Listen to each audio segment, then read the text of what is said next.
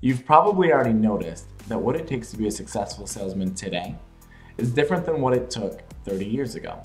Consumers are getting smarter. They're walking into places with smartphones that can look up anything they want anytime they want. They're also starting to recognize some of the closing tactics that you and other salesmen have been using, and they don't like it. Salesmen who are still using the tactics of yesterday's masters like Zig Ziglar will quickly find out that they are running out of customers. What I'm going to share with you in this video is how to close a sale in today's business world. Before we jump into it, let's talk about some of the tactics that you're probably using now. The Benjamin Franklin close. When Benjamin Franklin had a big decision to make, he was known for grabbing a piece of paper, drawing a line down the middle, and then putting pros and cons. That has since turned into a closing tactic. As salesmen, we whip out the same chart and immediately shoot over to the cons to get rid of their objections first. We write down price, and then usually timing. Then we jump over to the pros and we use their help to build this awesome list of pros. You want it, it'll save you time, it helps you go green, and who doesn't want to save the planet, and blah, blah, blah, blah, blah. You usually want to have 8 to 10 of these. The blue or red close, also known as the options close, along with the assumptive close. To do this, you give 2 options with the assumption that they're buying. I think you picked out a great pair of shoes. They're going to work really well for you. Now, are you wanting those in blue or red? It looks like our companies are a perfect fit. Now, is it going to work better for you if we show up on Tuesday or next Wednesday to do the initial setup?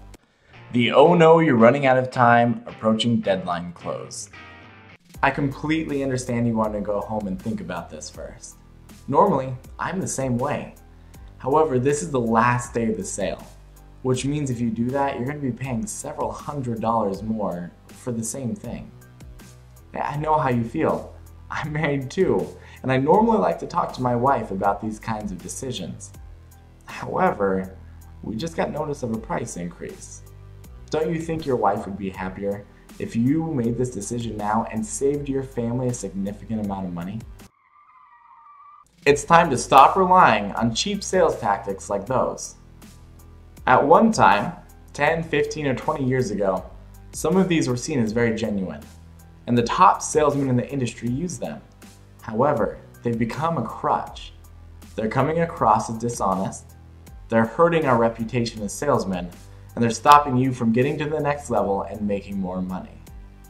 When I first began working at Sleep Number, a job that I had several years ago, these were my crutch. I used them religiously.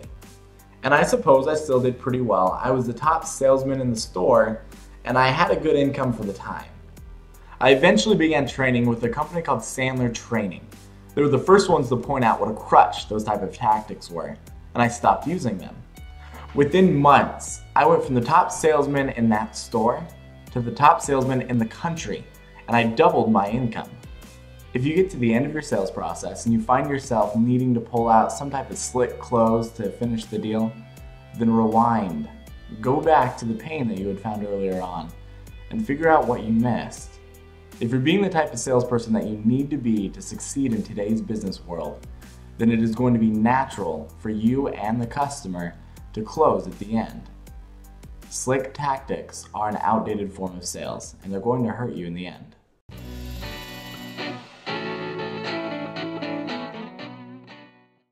The Sandler Sales Institute is the top brick-and-mortar sales training I've been able to find. I know of no better place to go through sound sales practice before you go in front of a customer.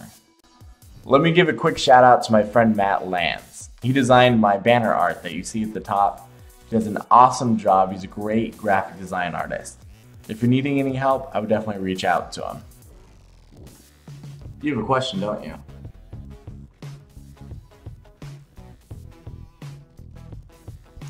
Whatever yours is, tweet it to me, leave a comment on Facebook, or of course, leave a comment on this YouTube page.